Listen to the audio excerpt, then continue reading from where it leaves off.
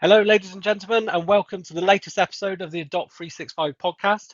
I'm your host, Barry Coombs, and I'd like to welcome my co hosts, Anthony Charman Hello. and Megan Warren. Hi, everyone. So today's Adopt 365 podcast is all about a subject that is very close to everybody. Everybody that is using Microsoft 365. It's all around files. It's all around your data. It's all around how to make the most out of the services available in Microsoft 365. Understanding just where should you be saving your documents, how do you protect your documents, how do you collaborate with others. So before we get started on that main subject, as ever, we like to kind of do a bit of a round the table conversation about what is the latest new feature in Microsoft 365, or maybe what is the technology we've been using most recently. So Anthony, over to you. Right. So recently there's been a bit of an update with the Teams client and some of the functionality, and there's been a few things snuck in there that we've been waiting for a long time. And the first one of those, which I was really pleased to see, was that we've now got different coloured appointments in our calendars, which are just brought through from the Outlook calendar. So it just I've always used those colours quite extensively, and it's been nice to see that they've arrived in the Teams calendar. The other one, which I noticed the other day, but haven't had a chance to have a go with yet, is that we've now got the walkie-talkie functionality in iOS. I must get some people together and let's try that out, because I haven't quite worked out how it functions. But yeah, good to see those things slipping in. There's also around the kind of video meetings experience, I noticed a few buttons have moved around. It's a lot easier to change the layout of your screen and things like that. But yeah, it's good to see some of these things that have been talked about for a long time actually dropping into the client now.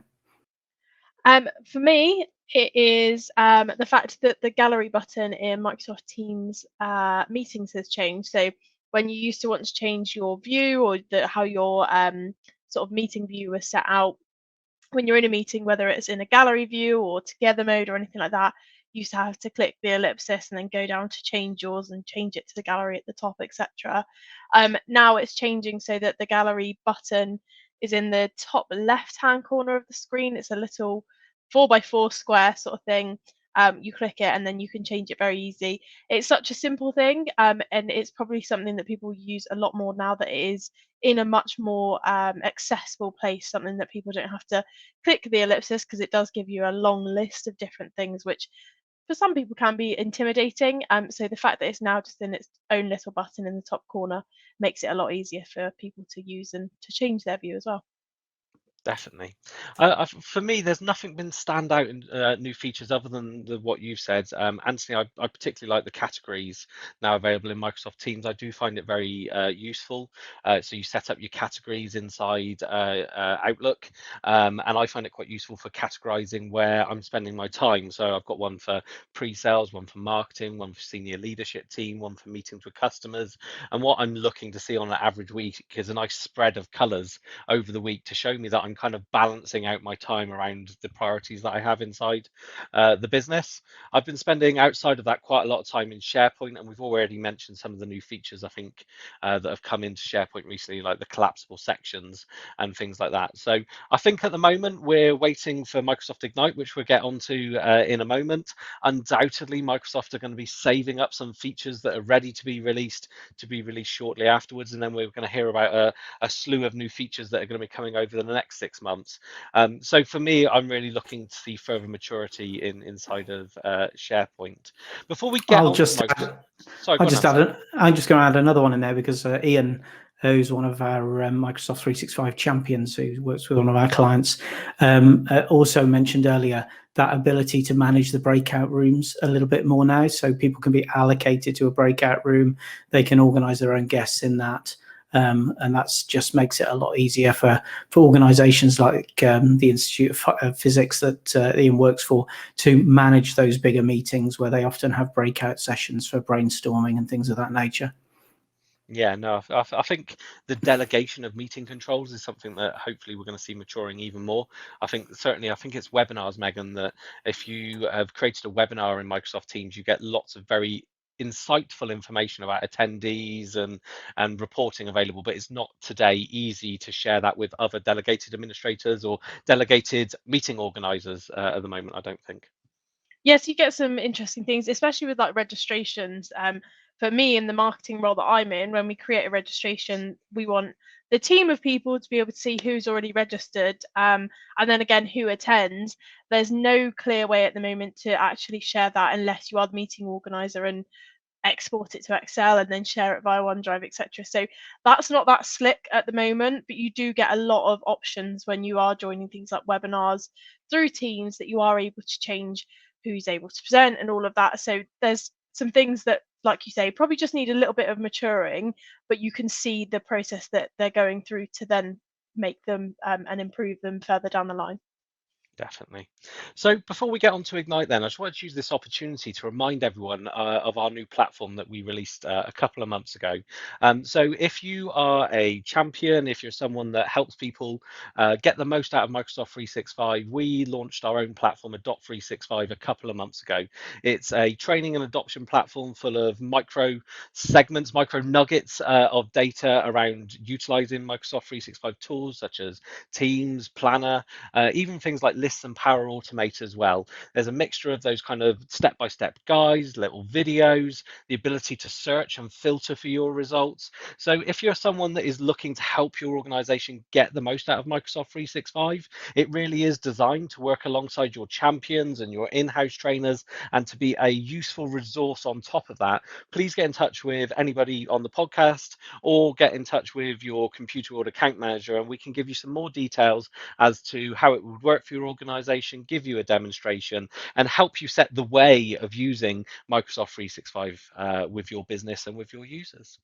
So the next subject on our agenda then, Microsoft Ignite. I think this year, second round for Microsoft Ignite. Again, unfortunately, it's virtual. There's no trip over to the States or anything like that, or the on tour happening locally.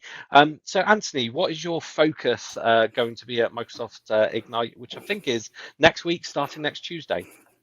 Yeah, I think it starts next Tuesday. It's kind of primarily American time, so I think it kicks in about 4 o'clock in the afternoon for us here.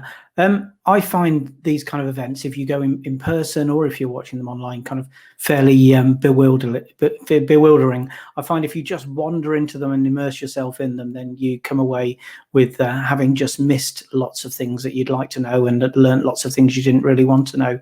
So I always set myself a bit of an objective. And then go and hunt out for the relevant talks to help me achieve that objective. First one I want to look at is Windows 11. I found out the other day that the PC that I use at home will never work with Windows 11. So I've got to make a decision of whether I'm going to get rid of that and replace it with something that will support Windows 11. And therefore, I really want to look at what as the benefits that it is going to give me and my clients as well, because I come at it from very much a, what are the business benefits of that new operating system. So that's one of the first things that I'm looking at. The second thing is this whole world of hybrid working, and there are lots of streams in there about hybrid working and how better to support that, and how Teams and the Microsoft 365 environment can help us do that. So I'm just going to focus on picking off a number of keynotes, a number of smaller talks which dig into that. Especially around the meetings experience, around communication and collaboration. And I think there's, as I've gone through the catalogue of events, then there are some really, really good ones in there that I've ticked off and added to my schedule. So yeah, Windows 11, and then just the whole hybrid. We're in this scenario at the moment where some organizations have gone back to the offices, some are still working from home, and you've got this middle ground where you've got lots of hybrid working going on, and that is starting to cause issues in some of my clients. Starting to people are feeling left out of the meeting if they're not in the office, or in some cases people are saying they feel like if they're in the office, they're being left out and they're not getting the full experience as well. So they're the areas that I'm going to be looking at. Also, anything that helps us get Windows and Teams under control. The big kind of key issue that I'm facing with a lot of my clients is sprawl, whether it's Teams sprawl, whether it's communication sprawl, whether it's kind of file sprawl. We're getting to a point where we just need to find out, how to utilize the tools in Microsoft 365 to get that all back under control. And therefore, I'll be looking at some of the new stuff that's coming out in compliance. Brilliant, fantastic. Thank you very much, Anthony. It sounds like we're probably going to be sharing some of the sessions and be interested to hear about your thoughts after you attend them. Megan, what's your focus going to be at Ignite?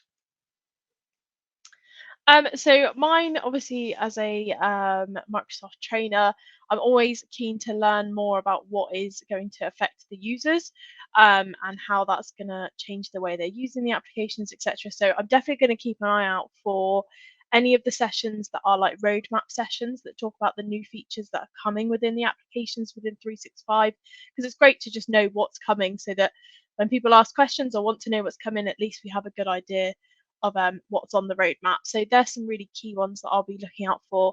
And then, like Anthony, I've got a few of the hybrid sessions booked in around meetings, around Teams telephony as well, because that is an area I see increasing with people using Teams calling in that, and some stuff around the sort of communities piece with well-being as well. Well-being is something that I am very passionate about and care a lot about, especially when I am doing the training. That does come into it as well, as to how people are taking care of their own well-being. So stuff around Viva Insights is a really key thing for me. So I'm looking forward to learning more about that and seeing how that's going to be developed in the future as well. Definitely, yeah, no, it's getting that mix right that's right for you. I'm with you on the well-being side of things. I think for me, when it comes to Microsoft Ignite, I've got quite a broad remit as to what I do within the organization. So I don't just focus on Microsoft 365. I need to have that wider experience, and kind of looking at the sessions that I've gone and put into my schedule. I've got a mixture of some of those that you, Anthony and Megan, have shared. Very much my focus is trying to understand where the future of work is actually going to land. I think, as Anthony mentioned, we're in this bit of a strange phase at the moment, that we're not all back in the office, we're not all at home. There's people kind of going, well, what is the future going to be? Technology is maybe not working as good as it should in the hybrid world because of maybe lack of investment or lack of indication as to how some of these things should work. So really trying to see where that's going. I think there's some technologies that we're going to see improved. So Microsoft released a smart speaker with a company called EOS, which is part of Sennheiser, or used to be part of Sennheiser. I believe we're going to be seeing that launched in the UK. It's available in the US. That should be available in the UK around Microsoft Ignite. They're not able to give me an exact date. And that's all about being able to kind of highlight who is speaking when. One of the challenges being, whilst you're sat at home, you can't always figure out who said what in the meeting. And this is able to highlight those speakers using AI and training to be able to do that. So it's interesting to see where that will go next.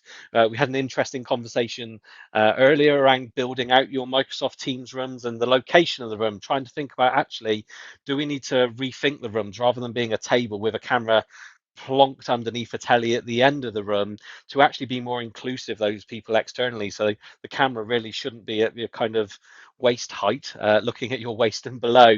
Maybe it needs to be kind of more at eye level, and you need to be sitting at the same kind of level of those that are virtual, to kind of rethink that hybrid meeting experience.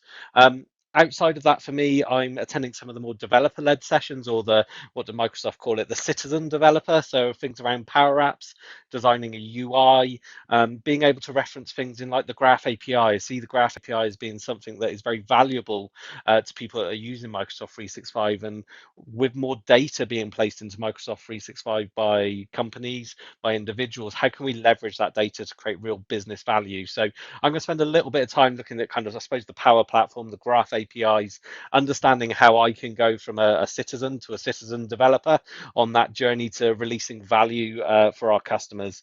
And then outside of that, for me, it's really just maturing my knowledge around Azure, how companies can really leverage Azure on that migration journey. But once their data is in Microsoft Azure, how they can then leverage the other components around it. There's lots of very intelligent services inside of Azure that, if once your virtual machines, your data are closer to those services, can you leverage them to give you real business value? Is there anything else on Microsoft Ignite that people wish to go through before we move on to the main subject of the day? Just for me, I think it's always key to make sure you're watching the keynote. I think last year or earlier this year, the keynote was very different when they had the sort of what is it, the virtual reality headset, and then you went into that sort of experience. So that was really interesting. But there's always some real key nuggets of information and insight, especially from Satya Nadella, during those keynotes. So I always recommend people watching that just to get an insight into what the conference is going to cover and also what Microsoft are looking at in future. And I think the stuff around Viva, you touched on this, Barry, but Viva Connections is becoming quite a mature product now, and just how you kind of use that together, with SharePoint, with Yammer for that organizational wide communication. I think we're seeing Yammer maturing as well, and integrating more and more into that environment. So yeah, anything I can pick up about those areas will be really useful to me. Definitely. So just so everyone knows, you can go to myignite.microsoft.com. You're able to register. There's no cost for it. It's free of charge. The first opening session, I believe, with Satya Nadella is 3:15 GMT, or I'm not sure if we're British Summer Time or BST by then. But anyway, next week, Tuesday, 3:15, you can watch the session. Make sure you fill up your schedule. I really like how there's a mix of live sessions and on-demand sessions this year. It means as your schedule has a gap in it, you can choose to go and fill that with an on-demand session, which is something that I think it was missing last year. And I think Microsoft are doing really well with these virtual events. Each event they do, they seem to have listened, they seem to take something away from it, and they seem to be tweaking it. So hopefully next year we can get back to in-person events. I think if we're honest with ourselves, it's going to be hybrid events. That's going to be a whole new challenge. The people aren't going to be all in the event and all at home. It's going to be together. So how do you kind of carve that up? I think it's going to be a new challenge for people that run events like Megan at Computer World. So we need to be thinking that.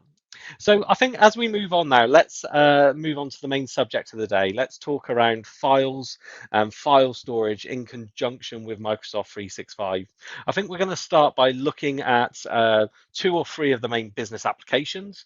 We're going to take a look at the security options available to you to be able to ensure your data is secured. Just a reminder, this isn't necessarily a technical podcast. This is designed with people that are champions for Microsoft 365. So we're going to look at the user side of this and what it means for the users, but actually what goes on behind the scenes a little bit as well. And then maybe we can end up by just having a discussion as to, Anthony, how we recommend organizations approach this inside their organization, look for the ways to migrate their files over to Microsoft 365 altogether. So Megan, to get us started then, in the work that you do as a Microsoft trainer, could you give us a insight into OneDrive? What is it? How should it be used? What are some interesting use cases, etc., in the work that you do? Yeah, definitely. So OneDrive is your own personal file storage sort of platform within Microsoft 365. So if anybody has ever used anything like Dropbox before, it is Microsoft's equivalent of a platform like Dropbox. Great, it has the built-in security, which Anthony can cover off as much as he wants later. So all your files are secure within OneDrive. And the use cases that I see OneDrive being used for are really for those files that you have for yourself. So you're not necessarily sharing them with anybody, you're not working on them and collaborating on them with anybody. You're just saving them for yourselves, like everyone has those files. So naturally, you'll save those into your OneDrive. However, there may be instances that you are creating a document or you have a file or a folder that you want to share with somebody on an ad hoc basis, not an ongoing basis, because we'd recommend using Teams for that, which we can go on to, but on an ad hoc basis, one off, or just a group of people that don't necessarily need a team. You can then share files and folders with those people, and you can manage the access that you give people on there as well. So it is useful for your own files. It is great for sharing files on that ad hoc basis as well, using OneDrive. There's amazing features and functionality within OneDrive, and we could go into every one of those, but I would take up this whole podcast and it would be triple the amount of time that we probably want to take of it.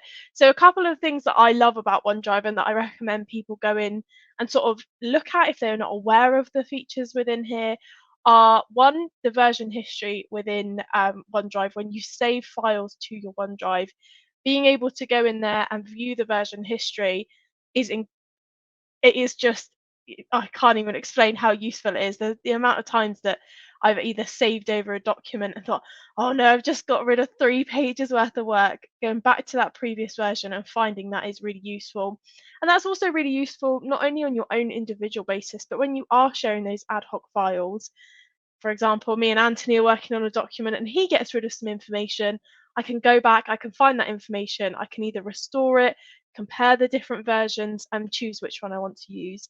So I love the version history within OneDrive, and the fact that whilst it's auto saving, every time it's saving that new version for you. Another thing is the managing access, like I spoke about a moment ago, when you are sharing your files with people, being able to actually decipher what access you want to give them, whether you want them to be read only or whether you want to just share a link with people or you want to share it with specific people. And then you can also do things like setting passwords. So we can set a password to make sure that they are the right person, they have the password to be able to access it. And you can set expiration dates as well. So there may be times that you want to share an ad hoc file with somebody for a week maximum. You can set an expiration date. If they click on the link that you shared it with them after that expiration date, they can't access it. It just gives it that little bit more security. It makes you can make sure that you have all of that set and you can have the confidence to use it without worrying about that and the wrong people having it. And then the last thing I'd probably say is just around the use case to request files. It's something that is quite niche in a use case when people need to use it, but you can set up folders in your OneDrive, set it up as a request file, and you can share that with external people. So if you're requesting them to send you files, they can add it to this folder. It will actually alert you when something has been added to that folder. And that's a great way for you to receive files from people and actually gather all that information in that one place as well. So there's a lot more I could talk about. There's some of my key sort of features that I really recommend people look at, explore if you haven't explored them before, and sort of test out when you're looking to use OneDrive as well. Fantastic. I think, Megan, there was there an example when you're working with one customer who needed to annotate some PDFs and you found some good annotation features when used with a mobile device, was it? Yeah, definitely. So obviously you can open up OneDrive in on your desktop if you're using a laptop in the sort of browser version, but you can also have a OneDrive application on a mobile device like a phone, a tablet or something. For me, using it on a tablet like an iPad with a stylus and opening up a Word document meant that I was able to use my stylus to actually draw over the document. Now, for me, that was a lot better. I was probably on the go at the time. It was a lot easier for me to recommend that way and for other people to do that because they could annotate it using the draw functionality that you have within that application rather than trying to type it, which, to be honest, isn't the easiest when you're on a wobbly train using an iPad. It's a lot easier to use a stylus. So yeah, I recommend getting the OneDrive application and then using the draw functionality to annotate either PDFs or Word documents within OneDrive on that device. Definitely. Anthony, I might be putting you on the edge here, but I'll give it a go. Previously, when we've spoken about file storage locations inside Microsoft 365, you've got a bit of an analogy as to each of the different types of files, where they map back to where you would have stored them back in the day, 30 years ago in your office kind of thing. So you've got that OneDrive. Where would that relate to around where you're storing your files before digital times? God, you do put me on the spot here, don't you? I mean, for me, those are the files that lie all over my desk on bits of paper. But it's those ones that are in the you know, in your own little your drawers next to your desk, the ones that you're using yourself. And that's really the point I was going to just come and make here, is that when we have, you know, OneDrive and we have other places we can store things, it's really important that we put a storage strategy together within an organization, because what you don't want is the file that you've shared with everyone, that we've all been co-authoring a document on, to actually be on your OneDrive and stay on your OneDrive. because if you leave the organization, or if you if that it becomes a business critical bit of information in your organization, then it belongs somewhere more central, and and it should be there. So yeah, each of these different storage areas that we talk about needs to be reflected in your storage strategy. So for me, in my OneDrive, I have a personal folder where I just put personal stuff that is only relevant to me.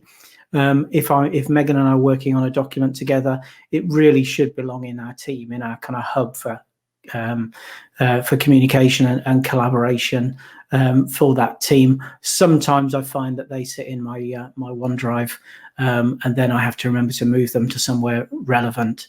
But yeah, we should always have a kind of documented storage strategy to decide where things should be saved.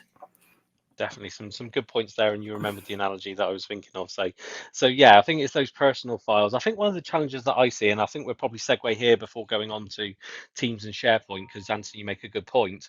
I think what we see most organizations do is OneDrive is a tool that is available to users quite quickly in the Microsoft 365 journey, whether they discover it or whether they're trained to use it as part of Microsoft Teams. And this leads to it becoming a temporary location where people then start putting files prior to Teams or SharePoint being rolled out. So very often you see very important documents being moved to SharePoint, being created by executives in the business, being put into their SharePoint and shared with others. And if they then leave the business and those files are not allocated to another user, they will just naturally be deleted as part of the life cycle of what's going on there. So Anthony, around the storage strategy, before I get on and talk about Teams and SharePoint a little bit more, if you're going into an organization and you're going to create a storage strategy, do you want to kind of just give a bit of information as to how you approach creating that strategy, what things you will look for to how they're working today, how they want to work tomorrow, to help create that structure a little bit?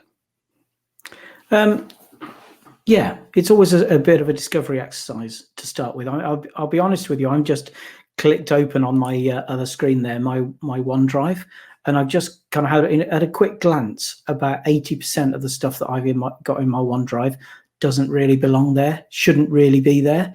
It should be somewhere else. So I'm guilty on that. But when we start to build a storage strategy for people, we look at the different buckets of storage that they've got available to them, whether it be their OneDrive, whether it be a file link on, a link to files within a channel, within Teams, whether it be a SharePoint repository, or whether it be somewhere like Yammer, where we're storing kind of company-wide policies.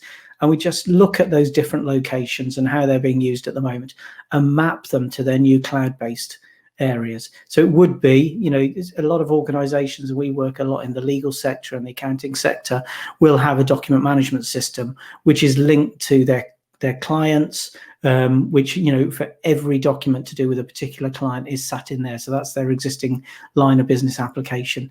And often we're not trying to replace that. What we might do in the future is, if they've got a cloud first policy around stuff, is look for an equivalent line of business system that is cloud based. But what we don't want to do is to replace that with storage within teams, or departmental teams or client teams. So yeah, we look at all of those buckets. We look at where they would be relevant. We would then map those across and create a document and review that and make sure that we've covered everything in those areas.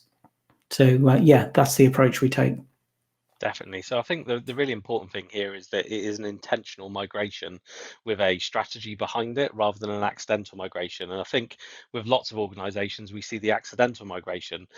Certainly, Anthony, I know that you and I have worked with some organizations where OneDrive has become the department share. And I know, Megan, that has as well with you as well, that you'll be going in with an organization that's maybe been using 365 for a while, and you'll find that all of a sudden all the marketing documents are actually shared from Debbie's marketing folder that she created, and all the files have been put in there, that they haven't used Teams, they haven't used SharePoint. So to wrap up on the OneDrive piece then, before I move on to Teams and SharePoint, Megan, I think you had a kind of a nice segue question a little bit from OneDrive into Teams and SharePoint. Yeah, definitely. And I think it comes into those people that we just spoke about who have used OneDrive before, before they set up Teams and all of that, and they've started creating files, folders, and they have almost a workflow of how they work using OneDrive. I suppose the question for users would be, if they have been using OneDrive, if they have been creating documents in OneDrive and they have that workflow, how do they know when is the right time to move it all to Teams, either moving everything to Teams or just that one file? What is the sort of line that they get to, then they then need to think, actually, no, this needs to go on Teams? Yeah, I think it can be quite confusing as to know when to do that. So I'll let you two I think answer that one. from my perspective, I think it's a really interesting question. I don't know that there's a single right answer to it potentially. From my perspective, what I like to think about is OneDrive is personal. It is personal to me. It's something that I am working on. I'm not ready to be sharing it with the rest of the business. I may be happy to share it with Anthony because I want him to give me an opinion on it, but that is a personal opinion based upon something that I'm working on, or it's an input from something we're working on together prior to releasing it to a wider team. From my perspective, if something is a company asset, if it is something that you have created for the company, if it's a report that you've created for the customer, at the point where it's actually really owned by the business, it should no longer exist in your OneDrive. And you may have a personal strategy as to whether you keep them, the draft versions in OneDrive and then move the production version. I'd probably look at your strategy around you can actually move those files or copy and then delete the original or something like that. But I don't think there is a single answer to that. I think that it is depending on the situation and the workflow that happens. Anthony, I don't know if you've come across any other definitions or given any advice as to when the cutoff comes in a document lifecycle between OneDrive and Teams/SharePoint. I mean, one of the things we'll cover later is document retention policies. I would recommend a fairly aggressive document retention policy on OneDrive so that people know that it will be deleted from there or archived from there after 3 months. So it just is there to encourage people to not leave stuff there that shouldn't be there. It's otherwise it will get out of control. I mean, one of the challenges that I'm having generally with a lot of clients is the number of times we're having to use the word sprawl. It's like file sprawl, it's team sprawl, it's channel sprawl, it's Power App and Power Platform application sprawl at the moment, and we're constantly wrestling to get those things under control. And therefore, I think just one of the recommendations is putting a fairly aggressive deletion policy on OneDrive and make sure that people don't leave stuff there. And there's a lot we can do in the compliance dashboard to make sure that documents with personal identifier information and things like that are not stored in OneDrives or are flagged if they're stored in OneDrives. So just keep it to personal stuff and work in progress. 3 months sounds terrifying, and I would definitely lose some of my files. Maybe we should extend it a little bit for me there, Anthony. I'm definitely with Megan. I think it's very difficult balance between, and this has been a I don't want to say lifelong, but certainly in my professional career, it's been a continual battle with users and the customers that we work with around, look, we're keeping data that is just far old. People don't tidy up after themselves. What do we do? How can we archive it? How can we delete it? I think it's one of those things that is a very difficult strategy to get right and to implement correctly, which often just means people don't do anything. They don't delete any data. They don't set the retention policies, and they end up with sprawl. So I think it's a very careful balancing act that needs to be set between usability and compliance and things like that.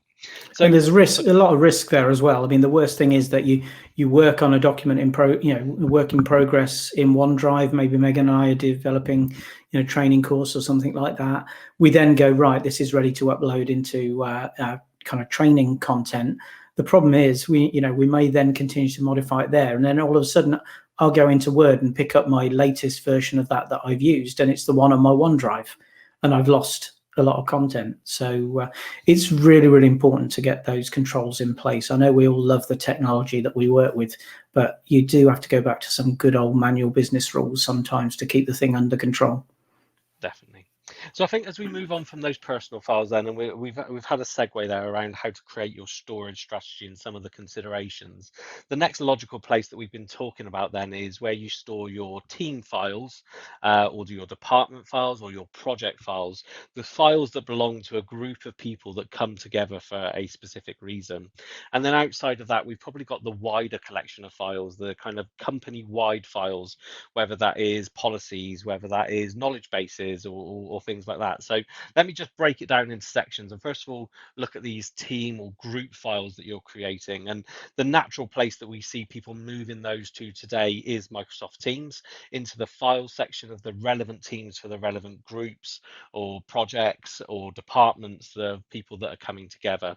Now, hopefully everyone that's listening will know when you're putting your files into Microsoft Teams, they are actually being stored in SharePoint. So you're just able to view them through Microsoft Teams, and there's a link behind the scenes for that. So using your storage strategy that Anthony mentioned, you might find that you have a network share today. So when you go into My Computer, you might have a K drive or a H drive or a Z drive. There will be a piece of work to move those files from that location into a relevant team for your department, where they can be stored there. They are secured by the security that is available to the team. So if only the marketing team can access that team, they'll only be able to access the files as standard. There are ways you can get around that if you want to, but as standard, only that team will be able to access it. If it's a company-wide team or a team that is a public team, people will be able to dip into it. So maybe at Computer World, we have a sales team where we have a lot of information about the products that we sell. And if anyone else wishes to go in there and go and have a look at that information, that is open to everyone. It's not confidential information that is stored there, it is product information. So that's more of a public team where people can go and access that. And it's important to point out that you can either access that from the team or directly from SharePoint. The benefits of having it associated with a team and in a team is the ability to add context to it. So if it's a marketing file and it's saved into the marketing team, which in turn is actually in the SharePoint marketing site, you can have those comments through Teams about that file. So I can go, hi Megan, please could you update this file? This element needs adding to it now. Megan could let me know that's done. We could have a whole conversation around that file. And then anyone that is accessing that will be able to see that whole threaded conversation to understand where that is, what the life cycle of that file has been. Or if they want further information, they could go, at Megan, is this suitable to send to a customer that's looking for X, Y, and Z? So I really like the fact that when you are in managing those files in Microsoft Teams, you get that further context available to you. But of course, you also get the full functionality of SharePoint as well. So things like Megan mentioned, you can do version control. You can see those previous versions. You're able to open that in Word, PowerPoint, and Excel and collaborate with others on it. No longer do you need to be sending files around. And it's even possible to open those files in SharePoint or go and view the files view in SharePoint. So you can do all kinds of advanced features and functionality, like the ability to add metadata to files. So if you have a very structured set of files that have version control or have owners associated with it or are aligned to specific verticals you work with, it is possible to add further metadata to help people find files that are relevant to them. Today, those features are only available in SharePoint, but I believe Microsoft are about to release a feature that is bringing together those SharePoint features directly into Microsoft Teams from that perspective. Anthony, in terms of those team-based files in Microsoft Teams, is there anything else that you think we should be adding around that specific use case?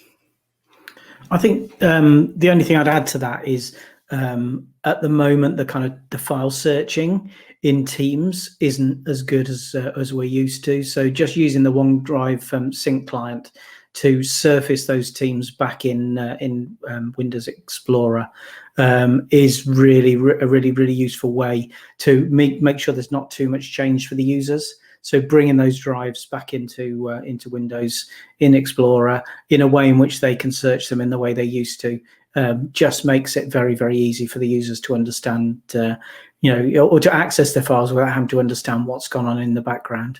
So yeah, that's useful. Definitely. I think it's a really interesting point, actually. It's one that I come across quite often. The sync client is certainly one option, and one of the benefits of the sync client is it doesn't actually synchronize the files unless you tell it to synchronize the files. They're just viewable inside Windows Explorer. There's another feature that I find very few people are actually knowledgeable about, and this is, let's say you're part of a sales team. If you go into Microsoft Teams and go into the sales team, you are able to then go into open in SharePoint. And when you open in SharePoint, it will open the Teams SharePoint site that is associated with that team. In the top right is a little star icon that says follow, or it might say not following. Click that and click follow. Now, when you go into Word, when you go into Excel, when you go into PowerPoint, when you go into open or save, select sites inside of there, and you will see the list of SharePoint sites that you follow directly there. And that means that you can now open and save your documents directly to your team straight from Word, PowerPoint, and Excel. No need to do horrible things like save it onto your desktop and then copy it up to SharePoint, which I've seen users doing. And it also means you can search for those files a lot easier inside those applications. And the other thing that I find really useful, and in fact, Ian from our Champions community mentioned it as well, is the ability to, on office.com, to search for those files. And that's my standard. Generally, if I'm looking for a file, I start at office.com or the Office app, which is actually even easier. You click start, you type Office, and it actually opens office.com, but in an app, so it's quicker to access. So inside of there, if you're looking for a file, search for it inside of there. You can filter it down as you need to. And if you are really, really struggling to find something, you could also use Bing. So go to Bing, sign in with your work details, and you can then search for all your files as well as your Teams messages using bing.com. That's a really useful feature for being able to find the files that are important to you.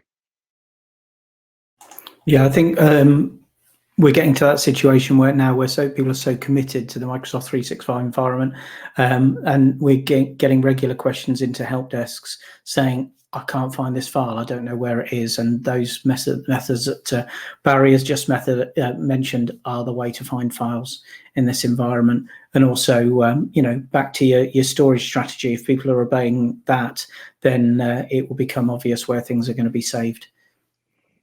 I think there is one area that is kind of associated with this around the kind of department files or team files or project files, and that is the transient file locations for files. So we've got transient and non-transient. So non-transient, the ones that are always there, your department file, the long-running groups that are a part of a business.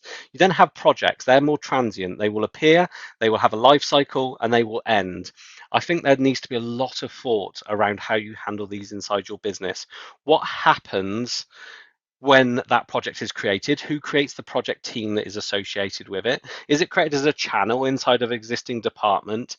And where the files go throughout the life cycle of the project? Are they saved inside that project team? Are they saved inside some other location for reference? And what happens once that project is finished? Is the team deleted? What happens to the information inside of it? I think this is a big challenge that we're seeing a lot of people that are seeing teams sprawl tackling now. How do we kind of handle projects and other things inside the organization? There's a number of ways you can handle that. We've got some very good customers that use Power Automate to be able to automate that life cycle and what happens with it. And we at Computer World have recently onboarded a product that helps with the full life cycle, including archiving of those projects and the files that are associated with them afterwards. But that's one thing that if you're a champion inside your business, maybe consider how you're going to handle projects, not just from the creation of the team, but what happens at the end of the project. How do you keep that information safe and secure? And then the final area that I think I just want to go into is those company-wide files. So where do you put your policies, your procedures, your knowledge bases? And I think this is really where SharePoint or Viva Connections, as it's kind of being co-branded now, really comes in. Lots of those things will be associated with repositories on an intranet, certainly policies and procedures. Maybe that is a spoke site associated with the hub site of the intranet, where you can pull those files through. Use your metadata to set dates when it's due for for review, set up Power Alternate to let the owner know when the file needs to be reviewed or replaced, set up views, so only fully published files are viewable to end users and not those that are now expired or in draft status.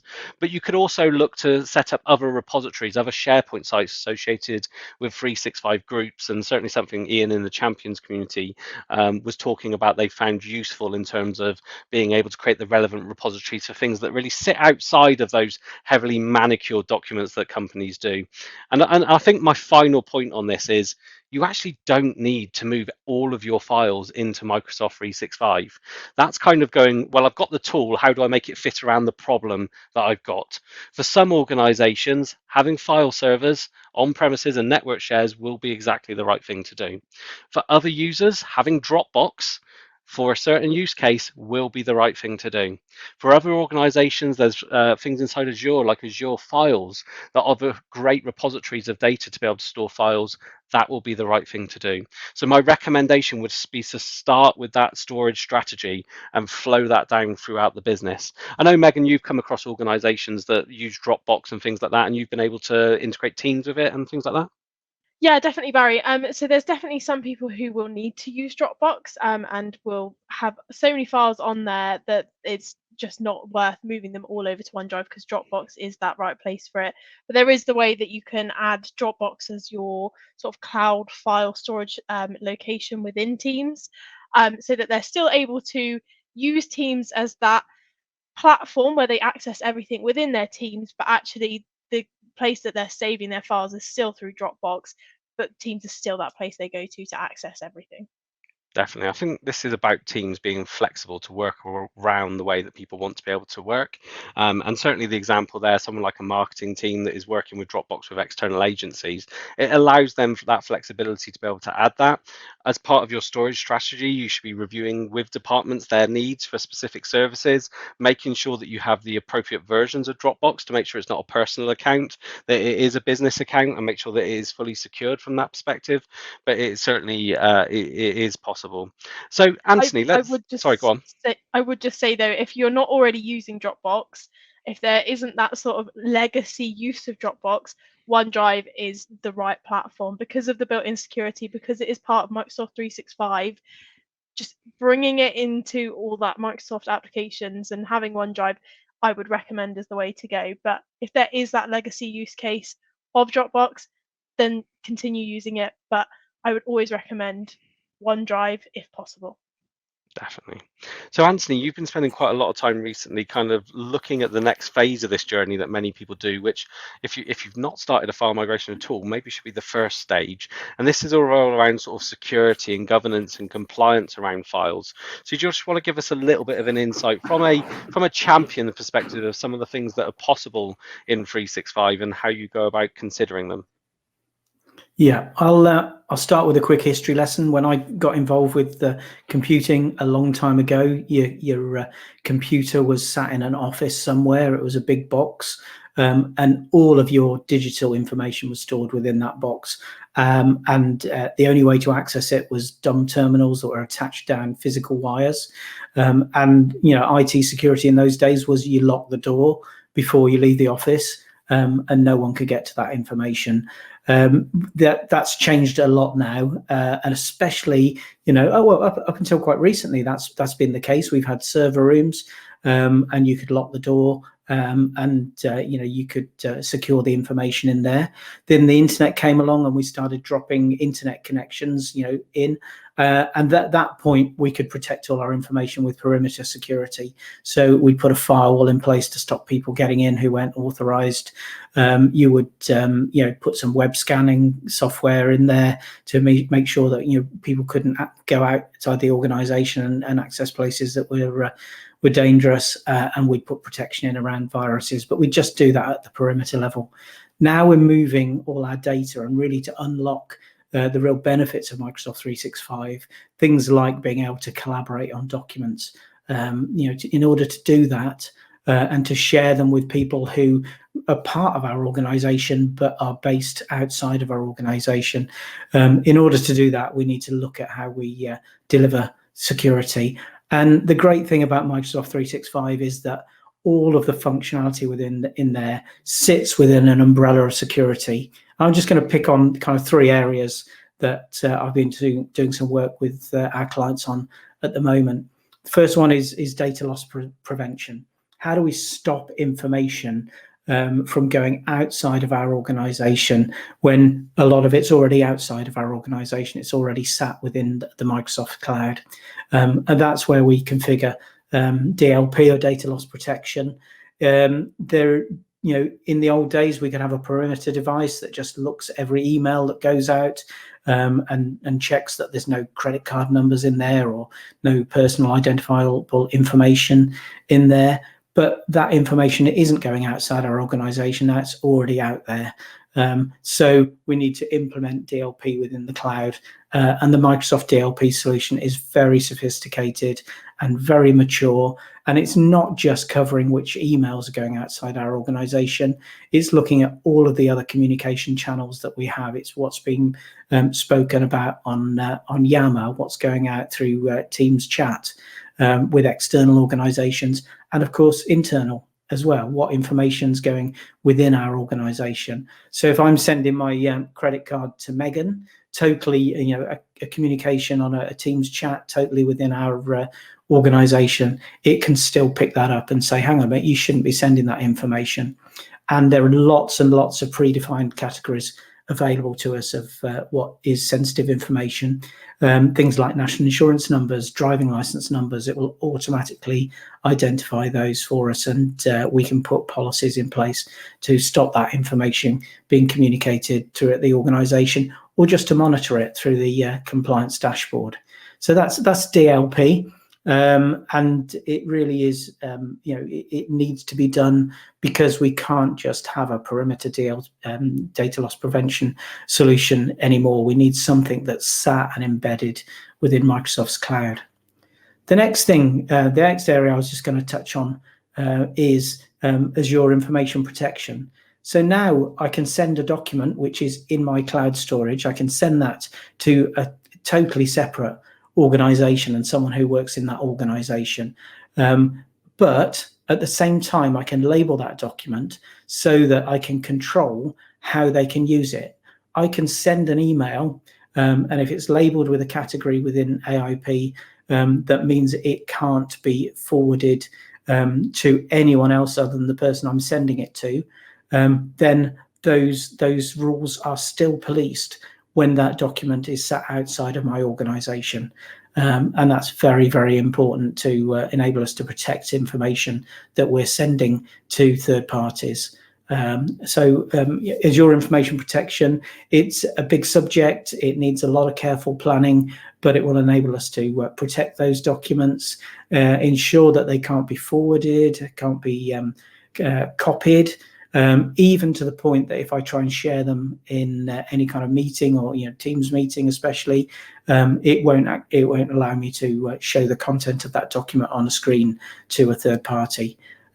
So yeah, a lot of planning needs to go in behind that, or choosing your information categories, but that offers that really high level of protection, not just to documents while they're inside your organization, but those labels travel with them outside of the organization and continue to protect those documents. So that's the second one I was going to look at. The third one is document retention. So there's some significant, a very comprehensive document retention solution within Microsoft 365. But one of the big issues this always brings up is where we start with it, especially when we start to talk about document and information migration. If we've got it on an internal storage device at the moment, then we need to think about what we're going to transfer into the cloud, because most of the organizations that I talk to have never deleted a document that they've created other than by mistake. We've probably got 10 or 15 years worth of data. I know Computer World have probably fall into this trap as well. I think when I went back and did some work on an internal project to migrate us to the cloud, I found our 5 previous branding versions of brandings that have been done by various marketing companies. I could go back and recreate letterheads from years ago, and we've been storing all that information. And there's a couple of downsides to storing stuff that you don't need to store. First of all, it's a risk. If it was a document that then got involved in a legal case that you'd held on to for a long time, you didn't necessarily need to, then that could be a risk to your organization. You're also paying to back that stuff up all the time. There's costs involved in the old days in tapes and things like that to back up information that your organization's never going to use. So you need to think about that. There's also risk involved in deleting stuff that you need to retain for legal purposes as well. So accounting information and other legal information. And what the Microsoft Document Retention Policy allows you to do is to set policies on individual documents or on document storage areas, which allow you to comply with those policies. That covers stuff that's in your OneDrive, emails, chats, and actual documents that are held anywhere within the organization. It's a really comprehensive solution. It's been enhanced recently with what they've called a new functionality that came in last month called adaptive scopes, which makes it a lot easier for me to say, look, if a document's got this information in it and it's to do with this particular subject or it's stored in this particular team, then automatically apply this retention policy to it. So when I create new teams, the policies are automatically applied to those teams based on attributes that are held within the system. So they're the three areas I was going to look at: data loss prevention, Azure information protection, and document retention. Each of those things needs careful planning, but each of them are really comprehensive solutions that need to be put in place, really because our data is no longer sat within our organizational boundaries. It's held in a Microsoft cloud, and therefore we need to create those boundaries electronically and monitor those boundaries electronically rather than with perimeter solutions and with physical security. I think it's really important to be considering those elements. And it's an area that I often see being overlooked, that the focus is on getting the features out to the users, getting the migration completed, and not necessarily on what needs to change from a security perspective from the old way the documents were stored and accessed to the more modern way.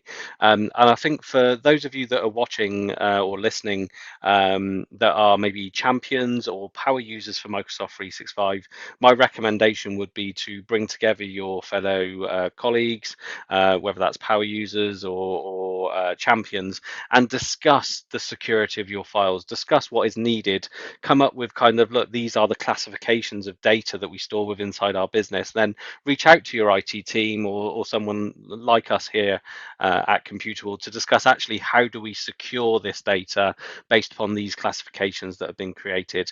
Microsoft has all the tools, but it can't automatically put them in place to do it. There's lots of security in by standard, but once those files are out there in the public, they can be used in a number of different ways. And I think there are a number of features also available to users that it's very important to be educating people on. So when you are sharing documents with people, I think, Megan, it's when you click share, you can then go view who has access to this or something like this inside the documents, I believe. Yeah, so you can manage the access and see who you've currently already shared it with.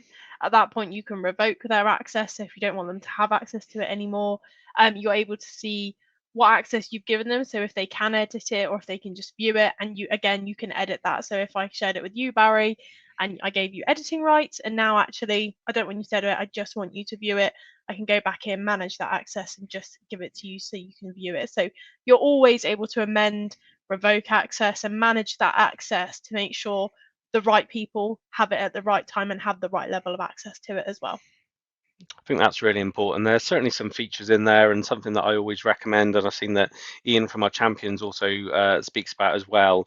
The first option that I think is available is to create a sharing link, and I think by default that is an editable public sharing link.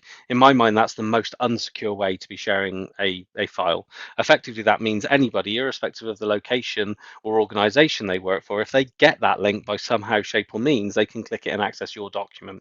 So if that feature is available, think about actually, should you be speaking to IT and getting the feature turned off as a starting point? Maybe get it turned off outside your organization, but you could allow it inside your organization. If you're going to use it, think actually, what is this document? Am I happy for anybody anywhere to get this link and be able to view the document? So maybe if it was a marketing document, it's something that was being released to the public anyway, you might be okay with that. But if it's your profit and loss spreadsheet as a group of board directors or something like that, it's probably something that is very confidential, or in HR, a list of employees' details or something like that. You certainly would never want to share it using those mechanisms. Share it using specific people with the details that are associated with that. I think something that's quite good to mention here as well is if you are sharing something with people and then you almost attach it to an email, if you've used the share with specific people option and then you attach that to an email, if the wrong person is on the email or you haven't shared it with that person, Outlook will actually flag that to you and say people in this email don't have access to the document you're trying to share. At that point, you can either realize you've put in the wrong recipient in the to box, which, to be honest, everyone's done, and then try to access or get that email back. Or it can show that you've actually shared it with the wrong person as well, which then highlights that to you. So it is really important, and it does add that extra layer of just checking all of that for you when you are sharing it via an email or something like that as well. So we've gone through an awful lot in this podcast. I think this is possibly our longest podcast ever. Anthony, I think, was reflecting the other day that all our podcasts are generally 45 minutes, and I think we're approaching around about an hour probably by this point. So let me just try and summarize where we are. I think the best place to start is your storage strategy. Sit down with your colleagues, sit down with your users, get someone like Anthony at Computer World involved if it's relevant to you, and think about actually where your files are stored today. What is needed in the future of your business? What is shared at a company level? What's shared at a team level? What's shared at a group level? What's shared at a project level? You want to design your storage strategy to take all those things into consideration, also considering the full life cycle of those files. So where there's things like a project, what happens at the end of the project? Where do those files go? Think about the security. Who should go have access to it? What classification is the data, and how do we need to protect that data? How are we going to be advising people to use the different platforms? So when should they use OneDrive for their personal data? When should they use Teams and SharePoint? And when are we going to have company-wide repositories using something like SharePoint? An area that we haven't really touched in at all is the data that sits outside of files. So we can have things like lists, we can have things like pages on SharePoint sites. There's a number of different technologies around this, like Project Syntax and Viva Topics, that can also help you with your data. So this is probably one of the biggest sessions, the biggest areas of Microsoft 365 that we often see people getting wrong, where there is confusion, where people don't know how to find their files, where there is an education element, there is a business strategy element as well. So Megan, Anthony, have you got any final thoughts before we wrap up this podcast then? No, my only comment, only bit of advice is when you are sharing things, just double check who you're sharing them with. Just make sure you're sharing them with the right people. But no, other than that, that's it from me. Probably just on the back to Ignite, decide what you want to learn and go and find those things. Just don't virtually wander in there and expect to find the answers to things. I think that's, I can remember the first time I ever went to VMworld. I just thought I could wander in there and listen to everything, but there's just too much going on. So make a purposeful plan of what you want to achieve from it, and then go and find those sessions. And as Barry said, the great mixture of kind of real-time sessions and recorded sessions, you can create yourself a good Ignite and learn what you want to. Brilliant. Well, thank you ever so much both for joining me today on the Doc365 podcast. And thank you to our champions community that join us before these podcasts to help us really think about what we want to talk about. We're probably going to do something a little bit different next time. So at Microsoft Ignite, we're going to have a wrap-up session. We might see if we can get a few other people to join us, see what they thought about it as well. And a final reminder that if you're looking at subjects like how you should be sharing your files, how to do sharing files, how to look at permissions, then think about the Adopt 365 365 training and adoption platform. It will help your users cement in their mind how they should be using these platforms, how to share files securely, and it's really good to be leveraging alongside your adoption program inside your organization. Thank you for listening. We look forward to seeing you on the next podcast.